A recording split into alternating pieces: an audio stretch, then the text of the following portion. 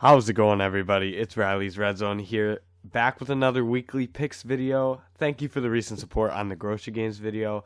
And these videos will get back to their completely normal format, I'm guessing by next week.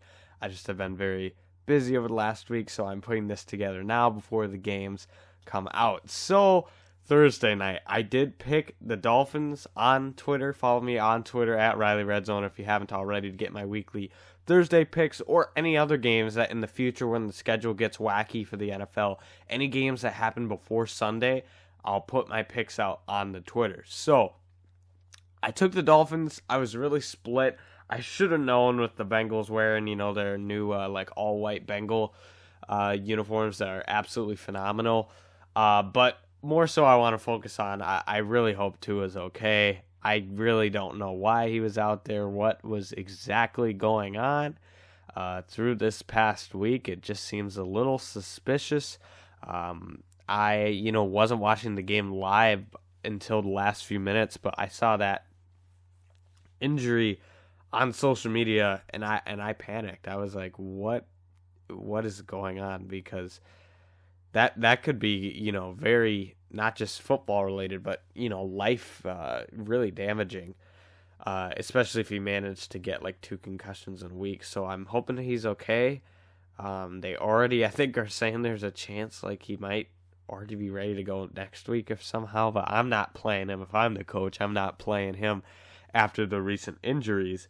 But moving on from that game, I hope that Tua is all right.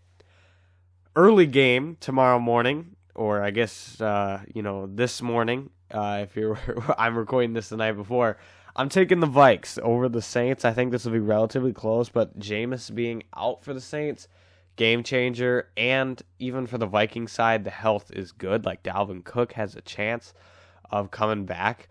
So I'm going to go with the Vikings there. Then the Eagles and Jags. The Jags have been really surprising, and honestly, the Eagles have too, but I think the Eagles will come out of this week as the last remaining undefeated team. I wouldn't have been saying that, a month ago. I did have them winning the division. They're looking good so far, but I think they keep it going. I think they get this win here, stay undefeated against the Jags. Colts finally get a much-needed win last week against the Chiefs, and it was, of course, the game that I didn't expect them to win that they finally pull off. Titans, just have been, I think, a little disappointing this year. So I'm going to say the Colts have kind of made their way back around. I think they're bouncing back, and I'm going to go with them there. And the Bills-Ravens is my first upset pick. If you've been a fan of the channel, I'm a huge fan of the Bills when it comes to their success. I picked them in my last 3 or 4 times I've had to pick the Super Bowl winner. I picked them, I think, the last 3 times. But I'm just getting a feeling on this one. I'm going to take the Ravens. This is totally just off of speculation. I just, a week ago, maybe a week and a half ago, before like the Micah Hyde injury, I would have absolutely never picked against the Bills, probably most of this season, because they had a stacked roster. They have some great depth at places you need it, like specifically the defensive line. I absolutely love it when teams have great defensive line depth. But getting their secondary now a little hurt, I think that's going to really hurt them down the stretch. So they need to figure out that secondary fast because they have a bunch of young players, rookies, former 6th-round picks in there. So I'm going to go with the Ravens in just kind of a feeling game. Washington has kind of been disappointing after that first week or two. And the Cowboys, I think Cooper Rush is actually doing something, believe it or not, for that team. So I'm going to go with the Cowboys again this week. I feel like I've picked them in their last few games. So I'm going to keep that going there. I think they went over the Commanders. Giants, Bears, 2 teams that I think are towards the bottom, at least at where it seems. But the Giants somehow started like 2-0. This one's a 50-50. I could see it going either way. I don't have a ton of confidence, but I'm going to go with the Giants. I just think they've shown more offensively overall, even though I don't feel great about either of them. The Lions have to win one of these games. I mean, they keep keeping it close and maybe something happens. I think that this is the one where they can pull it off against the Seahawks. So I'm going to go with the Lions in that one. I think it could be interesting, though. Jets, Steelers, another one.